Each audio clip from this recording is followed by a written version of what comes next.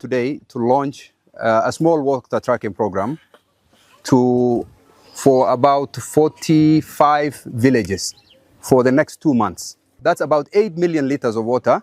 We did around 4 million liters of water in the month of November and December.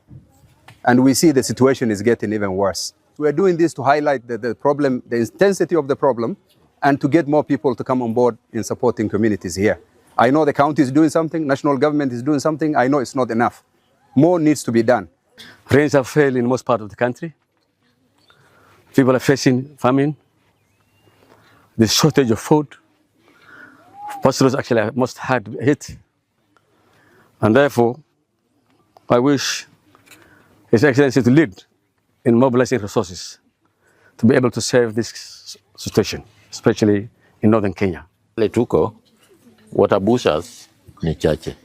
Lazima to make sure inafika almost everywhere. So we are urging people wasikae so much ati unaenda ujenge somewhere. Mukae in one place so that kama kuna usaidizi utapata. Saa zingine unaweza kufa huko na kuna mtu anajua huko hapo.